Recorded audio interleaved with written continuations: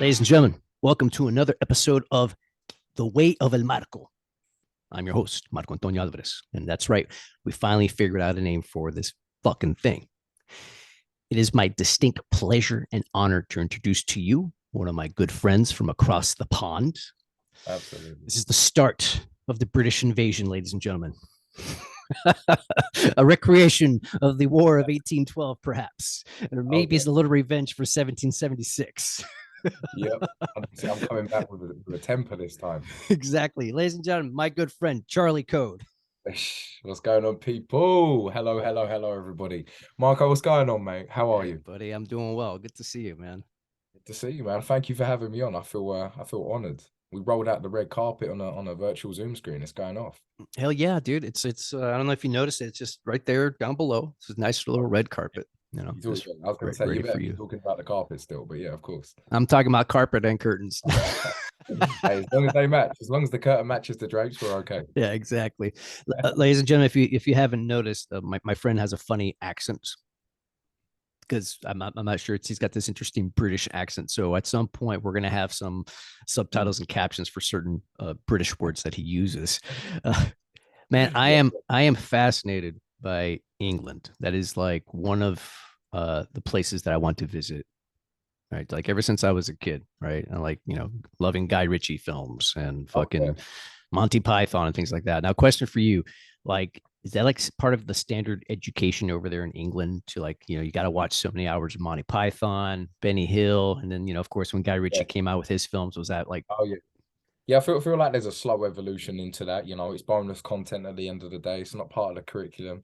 If you're really nerdy and geeky with it and you want to get that A star or whatever it is, then yeah, mate, distinction classes all around. But yeah, no, Guy Ritchie's amazing, man. Everything you've just mentioned actually is iconic. You know what I mean? So yeah, here's a question for you though, right? Snatch or The Gentleman? Snatch? Only because I haven't seen The Gentleman. Well, yeah, okay. I understand why you say that. That makes a lot of sense. Well, mate, you know exactly what you've got to do over the course of the weekend. And you've got to sit down, put your feet up, relax, have a cup of tea, and watch The Gentleman. I'm gonna have to. You have to, man. I'm gonna You've have been to. a British person now, so like you need to go follow that. Yeah, I'm gonna have to. Here's that, man. It's fucked up, man. Like since like getting involved in the things that we're involved with, right? With you Mm, know being in sales and trying to work our business and shit like that, and trying to be focused, all that shit. all that shit, right? It's the one thing that I really enjoyed doing back in the day was sitting down and watching a film, you know. Mm. But the thing was, like, I would watch like multiple films a day, while Yeah, yeah, so, yeah. One episode turns into a marathon before you've seen Lord of the Rings back to back. yeah, totally. So you've mentioned The Gentleman more than once before, right? Like we've been friends since last year, and Oh so yeah. I'm curious, like, it's not your preference. You like The Gentleman better than Snatch? I like it more because I feel like it's more related to things that I grew up with. You know what I mean? Mm. Because Snatch is like a bit above before my time. Like I, Hmm. I don't remember how old I was when it came out, but basically everything in Snatch I didn't really relate to when it came out because I was younger. Gentleman's come out and everything in that film I relate to because it's kind of based on like current things. It's like an updated, more modern version of Snatch, right? But man, Jason Statham isn't in The Gentleman, and Oh, he's not. no, he's not, mate. And that was a bit of a bummer. But there are some flawless characters in The Gentleman as well, you know. But I think the jokes were funnier in Snatch. I do think the Mm. Snatch jokes are just iconic, like Yeah. who took the jam out your donut, Tommy? You did. You took the jam out my donut. Yeah, That kind of stuff. Yeah. they were It's great. mate. In Yeah, the the words, dialogue in was the quiet awesome. words of Virgin Mary, come Come again. again. Ridiculous. Yeah, it's awesome, mate. So Mm. speaking of Snatch, a big part of that film was boxing, right? Oh yes. Now I know that you're into boxing, I right? like boxing. I'm a All big right. fan.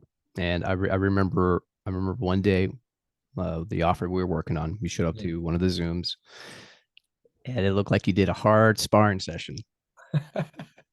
Yeah, mate. I Like, what was the story behind that, dude? I think if I've got this correct, because I was doing a lot of sparring last year up until about November. So when I joined our old offer, that was around about Nah, it's before. It was the end of October. So from the October to about November, I was sparring once a week. I was training twice a week or whatever, and it's really good. I think what happened was it wasn't even anything crazy. The trainer just saw me getting a bit cocky. I thought I was a little 5'9" British Muhammad Ali or something. The feet were going crazy, and he just thought he'd teach me a lesson for being a bit cocky. And yeah, the pads just became gloves, mate, if you know what I mean. There was Oh, yeah, yeah, yeah, yeah, yeah, he just yeah. kind of taught, yeah, he just put me down and said, like, bad boy, carry on. But yeah, it was good, mate. I've actually, to be honest with you, I sparred against a Russian bloke once, and he was about 45 years old. So obviously he's a bit older than me. And he just knocked me out, mate. He just absolutely just concussed me on the floor. Bang. Yeah. Were you Yeah, guys, man. was this at the gym? Was it at the gym that you The- normally train at? This was at another boxing gym. Mm. Yeah, I could just tell he didn't like me. Like when you're training with someone and you're in a group Well, and there's bro, that you're one you're person. British and he's Russian. I mean, of course he doesn't like you. Oh yeah, There's he really tons put that of bad together. blood there, dude. Yeah, he took it out on me, mate. He He really fucking did, took it out dude. on me. Yeah, and then do you know what was really funny? I obviously my eye was all like this, and I thought I was in like Rambo or something or Rocky even because I was skipping still with the one eye, and I was like, mate, I look so stupid right now. But anyway, next day I'd leave my house and there's a guy doing the bins like garbage, right? You'd Mhm, say like the garbage guys. mhm. He was the bin man, and yeah, I come out my house and he's there taking out my bins. I was like, shit, now he knows where I live as well. Fuck, I was like, oh no, he's on to me. Yeah, That's fucking hilarious, man. yeah. How long you been boxing? On and off for how old am I now? I'm 20. I'm 26 now. So I think I started when I was about 20, 23. 3 years. But when I was like younger, and I mean young, like 16 or 17, I'm doing kickboxing and stuff like that, but purely for fitness. I've never actually had a bout. Do you want to have a bout? I feel like yeah, I definitely would get involved. I'm just not at like the physical condition I should be to have a bout. But back in the day, man, when I was boxing 3, 4 times a week, like you notice how fit you are when you are no longer that fit, right? Yeah, yeah, Like 100%. the lack of, you now know you're lacking it. You're like, shit. But you're into it as well, man. You're Oh crazy with martial yeah. arts. Oh You're yeah, always dude. running every day. You're always pulling ups, doing press ups. You take care of yourself. I take care of myself every day. I train every day, right? I train every day. The thing that I haven't been doing that, yeah, I'm not part of a dojo or a boxing gym these days, right? Doesn't make sense for me to be around a lot of people because of my family situation of what I'm dealing with, right? If I get Right, COVID right. and my mom gets it and she's going through chemo, it could Yeah. fuck her up pretty bad. So I'm like, I'm like, I want to be, I'll do what I got to do in the garage. But yeah, Yeah. man, it's one of those things where, especially as men, as you're aging, you got to start taking care of yourself. Like I was fucking partying for a long ass time, for a Mm, long fucking time, but I was also training at the same time, right? Training at the same time, not like mm, I am now, right? 3 years deep and being sober and like training harder every year and just feeling better and getting better, right? And right. just making sure that I'm always feeling at my best when I train, Yeah. right? Right. It's just you know how that is, man. It's like if I miss a day of training, it's like ooh, but not every day can be like as intense as the day before. You gotta No, like no, no. you gotta It have does. levels. Yes, levels, and it needs to be a routine. It's funny though, isn't it? Because the irony with training is it's not actually you don't do it to look a certain way. You do it to feel like you're confident in whatever way you actually look. Because you train for a week, you're gonna look the same, but now you've accepted the way you look is actually pretty good because your mentality tells you so. So the lack of training, fuck the appearance, is actually just about how you feel, and then as a result, how you get on and behave and react. And in our line of work, training needs to happen, in my opinion, because it's Mm, you need to be sharp, you need to be quick, you need to go, go, go. How do we do that? We get our bodies ready, therefore the mindset can produce the result we want, hopefully, right? So finger crossed right there, but we'll make it happen. dude, 100%. But think about this, right? There's here. So like a couple weeks ago, I was for about 2 weeks. A couple weeks ago, I was doing one Mm. meal a day. I was doing OMAD, right? I was Oh, I having one meal a literally day. just said this to my flatmate a minute ago, mate. That's so strange you say that, but please carry on. This is why, right? Check Mm. it out. Because part of our job is this, right? Essentially sitting on our asses Yep, yep. all fucking day in front of a screen, right? And I'm sure a lot of motherfuckers are doing the C-shaped thing, right? Yeah, look Where at it's me like, right now, mate. You can probably see how hunched I am. Like I'm right. So, just and it's like we got to be like, we got to make sure we're super cognizant, right? Also, when you're sitting there, you're not burning as many calories as you would back. We've got these bodies that are designed to move and do shit, right? And yes, so definitely. it's like okay, work out every fucking day. Watch your caloric intake. Otherwise, you're going to be sitting in front of the computer, and if you're going to be eating all, it's a right. It's like the job of the hut of sales, right? and so Right, right, right. and so I was like, let me try OMAD, right? And I was able to adjust to it. The only thing was this, dude. Like it took me like an hour and a half Hmm. to make all my food, eat my food, clean all my dishes. Oh shit. Then I was like, I gotta take a nap, and so Yeah. go go take a nap, make my Yep. fucking coffee, and Yep. then I was ready to get on the fucking phones, right? Mhm. So I mentioned this because it's like this is a sedentary thing. Granted, you're having the conversation, but taking care of the body and Yeah. figuring out like what's going to be the best thing for me to do to eat. Essentially, what happened, I was like, it was taking too much time. So now I went back to kind of more like intermittent fasting, where I've got Yeah. like a So yeah. what hours do you start eating? When does that usually begin? No, fuck, dude. My first meal, I'm popping that into my belly around 6 a.m. 6 a.m. But Okay. So I'm getting up at 3, dude. what? 3 a.m. in the morning. Yeah, because the team meeting's at 6 a.m. So I'm eating on the team meeting. The team meetings at 6. Oh, Yeah, time. because they're based at the East Coast. That's why. Right, right. Yeah, Okay, yeah, that makes so much more sense. Okay. yeah. So then you're doing so then when do you usually finish? Like when's your last call of the day and you're good to go home or go home? I mean, I'm usually done by like 4:35. 4:35. Okay, well Yeah, that's all right. So you're yeah, doing what? 6:30 the meeting starts. You start setting immediately after that as well? yeah. 7. Sorry, it starts in at 7, right? But then like I'll So take a midday break. But the thing about setting is such a tedious thing. Like closing, you're doing this with closing, right? So blah blah blah brother, blah blah 100%, man. blah blah blah. That's why, as a closer myself, and I've never set, but I actually feel setting is a harder job to do. Fair enough. I think there you could argue that there's more pressure when you're a closer because if you've had the best set in the entire world and you know this guy is in and like it's basically there. You could have even closed it on the setting call and then the closer just messes it up. It's pressure for the closer, right? But in terms of like the repetitiveness and the tediousness, I think settings are a real hard gig to kind of endure long term. And the fact that I don't know, I mean you tell me, like, do you feel like you have to love it? Like, no, you don't love it, but you've got to almost tell yourself you love it to because it's so repetitive. Do you feel that way or not really? Man, I think all of the above. I think it's one of those things because now you have to have like focus, impulse control. You got to have like better Right. time management skills. Like I'll keep the phone away from me so I'm not looking at it and like just away so I don't have to get up.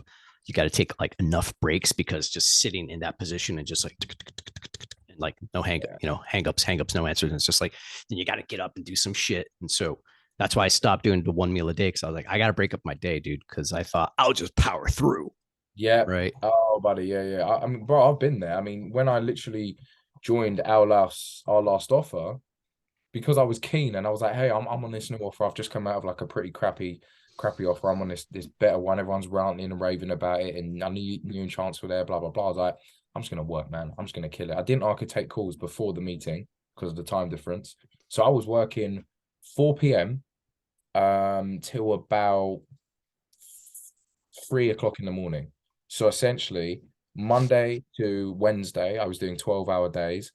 Thursdays, I was doing about 10 hours. And I did all of that just so my Friday was my day. I go Mm, to the meeting, I take one call after, finish at 1 p.m. my time, and then I'm done, man. My Fridays used to be a nice early finish.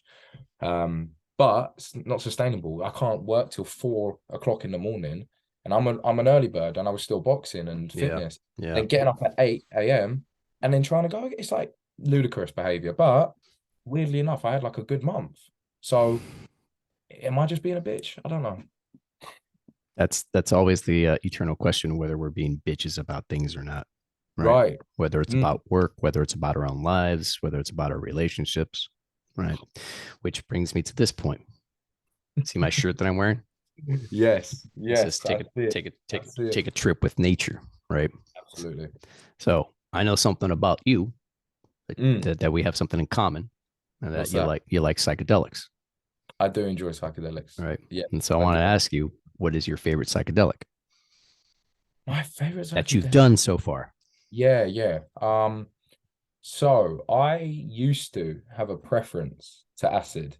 Used to enjoy acid. And it's not like I don't enjoy it anymore, right? I just as I've got older, I don't do it as much as I used to. And I didn't used to do it like a crazy, crazy amount of time. I just, once in a blue moon, I used to do a bit of acid and have fun. And it was all really, really fun. Except one time at a festival, I did it. And mate, honestly, I thought the craziest things were going on, and it was just ludicrous. Oh, mate, blew my mind. That is a crazy story, and I'm gonna tell the story. Then after that, I took a break, started dating this girl. She was into it. I was like, okay, we'll give it a go again. Had loads of fun with it. Split up with her, and then like last year, I took mushrooms for the first time ever, Oh no and shit! yeah, and that was incredible. So, to answer your question directly, I think mushrooms. You did mushrooms for the first time last year. Uh, Awesome, yeah, man. awesome, Yeah. awesome. Yeah. I've done truffles before, right, in Amsterdam because they're like the legal version, and they're quite similar. They even look the same and taste the same. They're just called truffles. So technically, it was my first time, but I'm pretty sure the truffles in Amsterdam are like the similar thing, at least. So, what was your first mushroom trip like? Mate, just fucking hilarious. It was just like, yeah, we were doing it at my mate's like his house in the countryside. Okay. Nothing's here. He's like all the way up here. Yeah. Loads, huge, huge garden, nature, Nice. fucking nowhere. Nobody else is there. Great. And yeah, man. But everyone else it hit him straight away, and everyone was just in tears and fits of laughter. And I was just there thinking, nah, mine's just shit, mate. Mine's not working. This is terrible. Then we went down to sit at like a fire pit. I sat down. And all of a sudden, like a fucking ton of bricks, looked up and the fucking sky's pink and the trees are waving at me. And I thought, yeah, it's happening. It's working. Yeah, that was wild, mate. What about you? Favorite? Oh man, mushrooms is always a good go-to, right? For a while, I was really, excuse me, I was really into LSD, really into it, right? Um, but that could be a little too hardcore. Um, Mm, just it just depends, right? Oh, it always depends on your your mindset and your setting, right? That's the two things that they always say. But for me, hence why I wore the shirt today, just to remind us of that. I really enjoy mushrooms. The only time I had a bad trip on mushrooms, this was so dumb of me, was we were in the city. We were in San Francisco. I used to hang out with all the Burning Man kids in the Sonoma County area, right? oh, Yeah, I've been to that party 5 times, right? And yeah, yeah, yeah. Okay, okay. I know the and kind of guy you are now. yeah, and I decided to have mushrooms and go to a nightclub, which was just the dumbest fucking thing ever. It Oh, was oh. the worst, dude. It was the worst. Like that when you do mushrooms, you gotta be outside. You gotta be outdoors, man. Well, we get one with nature. It's the Yeah, whole, dude. You're right? really that's the whole point. That's the whole point. My favorite way of doing it, where I'm from, Sonoma County, there's this place called Armstrong Woods, right? Mm-hmm. And there's this beautiful fucking trail that takes about, depending how fast you walk, it can take anywhere from 4 to 6 hours. You're going up and down, right? And it is the perfect, essentially, it's the perfect trip for your trip, right? And so I would do that at least 3 or 4 times a year. It was just Wow. like, yeah, let's go, get some friends together, fucking eat the mushroom, smoke a little weed to take the edge off, and then Yeah, just yeah, yeah, go yeah. for that walk, right? Mm. But then I would have this like really funny habit of like talking to people Mm-hmm. that we'd come across the trail, but I'd be saying some dumb shit because I'd see something. I'm like, hey man, you so it's like, Yeah, yeah. Oh, I've been there, man. And it doesn't actually make any sense, but in the moment, so much sense. Uh, yeah, man. Do you know what? The time where it all went wrong, and I thought, yeah, this is just life. I thought it was a permanency. Yeah, it was at a festival. Um, it was day 5 of this festival. It was called Boomtown. It's a similar concept to Burning Man, I Where think. were you over in England? Yeah, in the UK, yeah. In I can't remember where it is. I think it's just north of London, like an hour or so above London, whatever. Yeah, crazy festival, man. You'd really enjoy it. Look it up. Boomtown's a fantastic thing. Anyway, it's day 5. We've got one day left, right? We'd been on essentially like an acid binge, so to speak. So thought we've done it the first 3 days, like I'll just do it again, whatever, it's all good. So we went to the burger van. We knew the lady there. This is 5 days of our friendship now. I know her really well at this point. She's given us burgers and acid at the same time. Yeah, I mean, fuck knows what happens if you order chips. I don't know what kind Burgers of and acid. yeah, burgers and acid, mate. If you order chips, I don't know what kind of drug she'd give you. I stuck with the burger because I knew it was Just coming with putting it. ketamine on the chips. Yeah, mate. Fuck if you get a diet Coke, woof, I don't want to know. Forget about it. Yeah, chicken nuggets weren't even on the menu at that point. Um, so anyway, we did that. It's about 8 o'clock in the morning. I've done it, whatever, the tab is dissolving. Sat around the camp, looking at my comrades of the day, my fallen soldiers, like, really trust them by this point. Kind of looking at me a bit weird. And I'm like, hang on a minute, this is all getting a bit weird. Instant lack of trust with everybody. And bearing in mind, I've been friends with these people my entire life, more or less. And I'm like, they're all plotting against me. They're all plotting against me. So I got really like, shit, I can't trust anyone. Then next thing I'm thinking, I don't trust anybody. I look up, the sky is coming down on me essentially, Oh right? wow.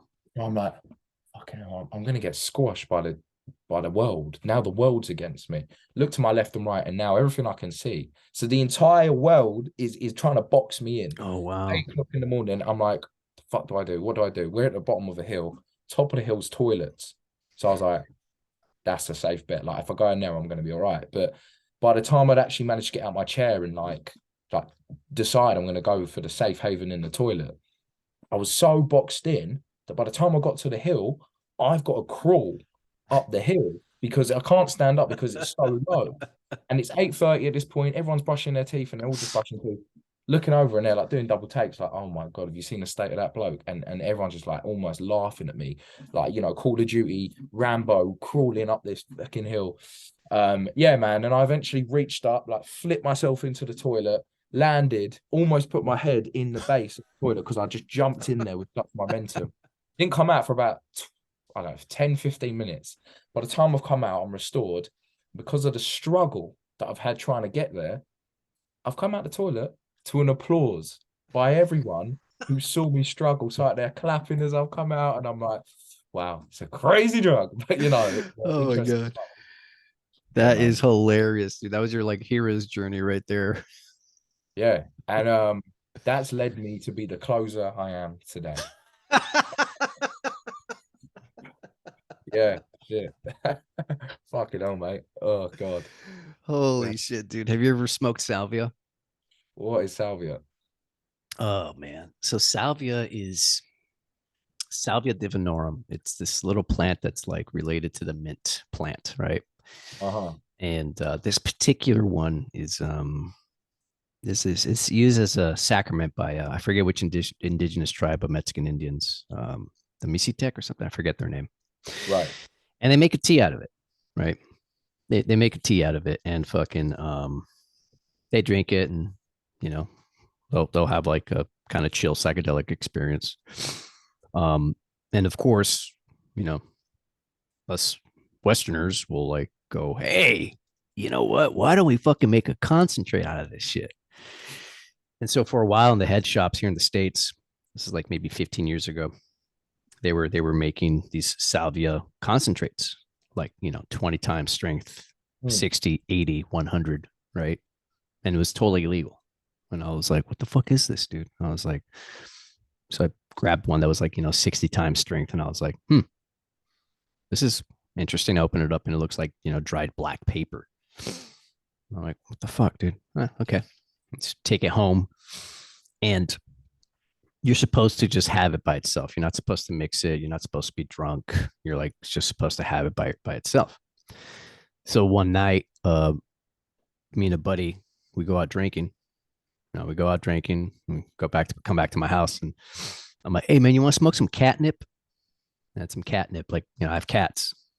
And he's like, "Yeah, let's smoke some catnip," because I heard people could get high from catnip. So smoke some catnip, right? I'm like, "All right, cool." And I was like, "Hey, I got some salvia, dude. Let's smoke some salvia." So we Oh shit. fucking go to smoke some salvia, pack the bong with the salvia, right? This shit was so weird, dude. This was such a weird drug. We can like, as I was blowing out, I started going backwards, and I felt like I was Yeah. going backwards over and over again into the couch, like Oh my. like it wouldn't stop, right? Like it wouldn't stop. I was like, Yeah. whoa, continue going backwards, right? And I was like, oh my god. And next thing I know, I'm on the floor, right? I'm on the floor. And I was like, oh my god. And like similar how things were kind of crushing in on you, right? Like the Mm, edges mm. of reality were disintegrating on me. Like Yes, yes, that's the feeling. That's the feeling. Yes. I got scared, right? I got because it was just like the edges were digitized, and it was like a sandcastle, like a sand sculptor, just.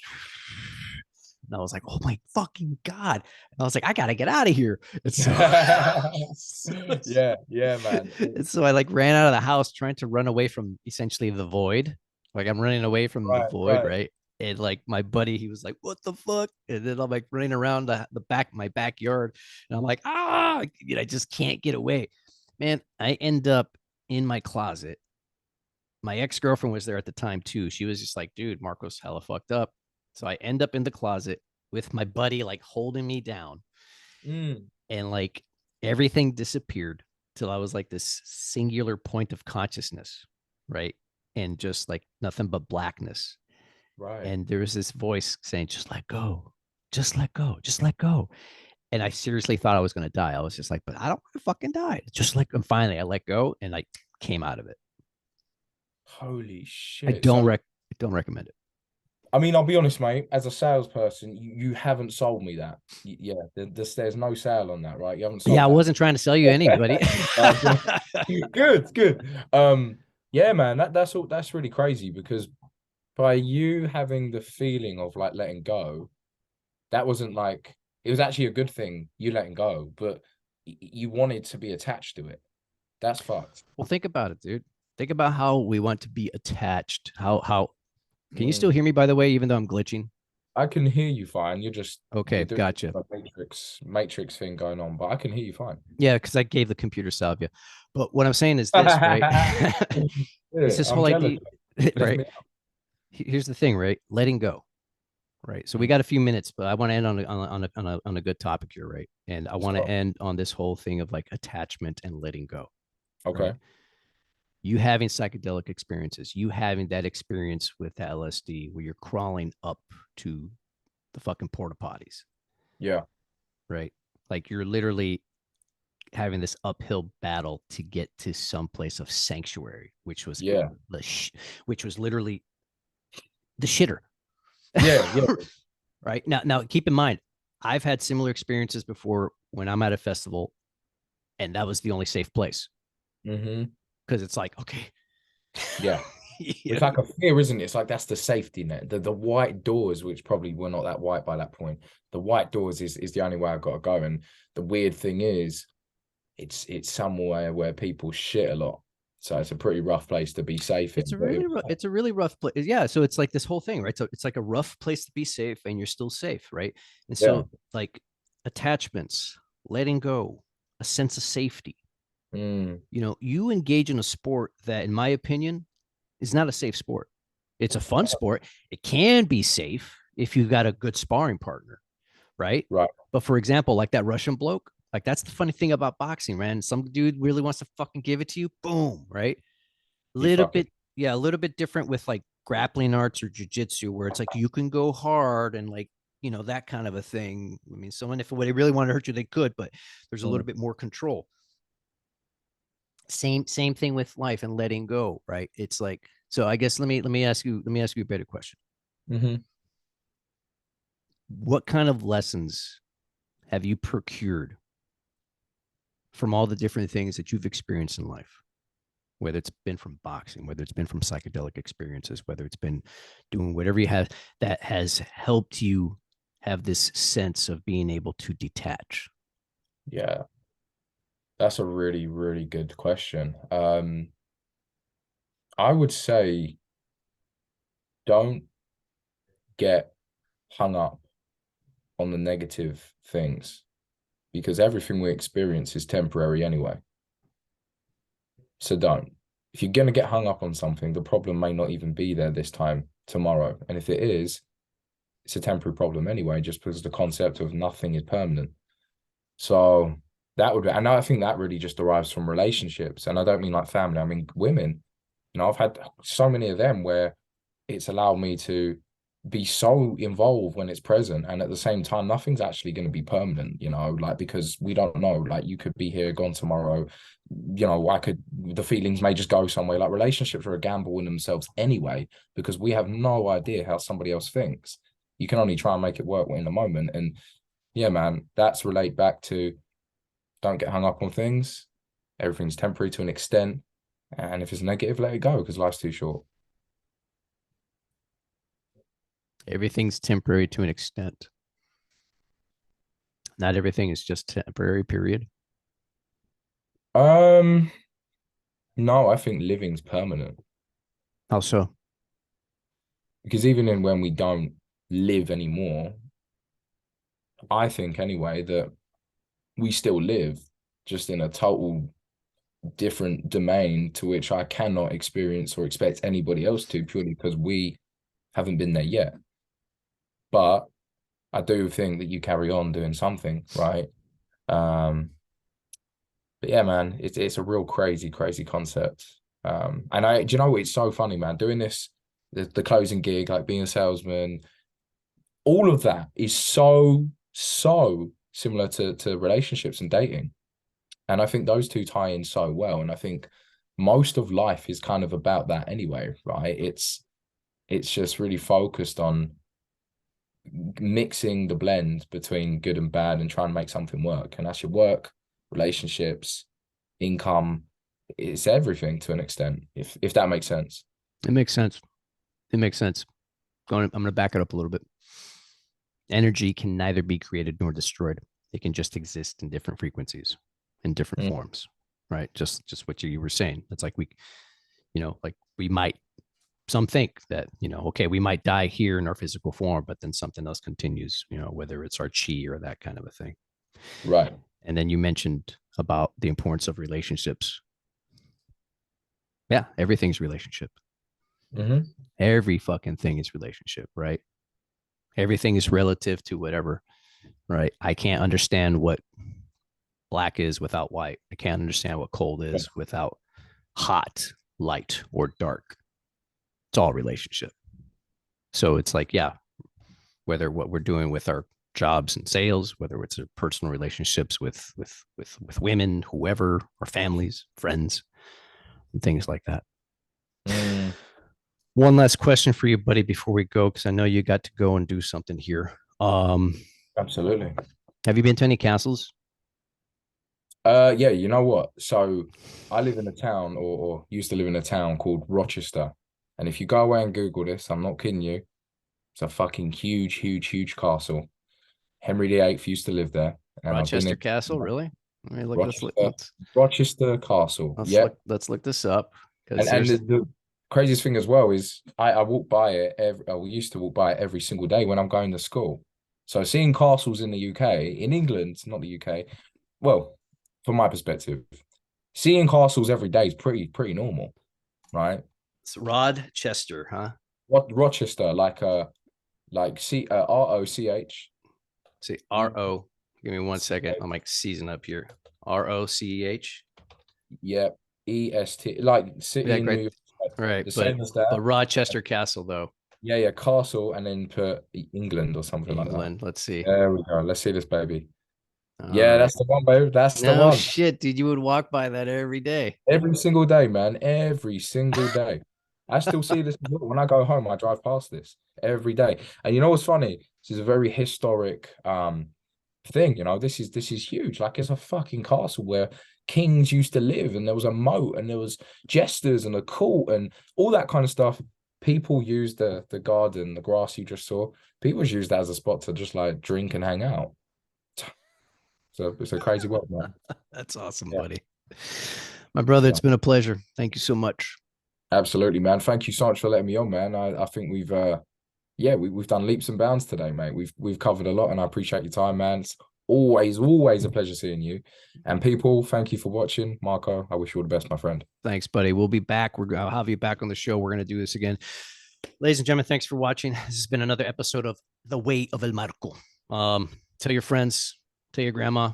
Like, you know, yeah. I think grandmas like this type of stuff, you know, hearing the young kids talk about psychedelics and all kinds of other crazy shit. Tell your mates and tell your dates as well. Why not? There you go. All right, buddy. Thank you so much, man. Take it easy, Peace, brother. my brother. Cheers, mate. Thank you very much.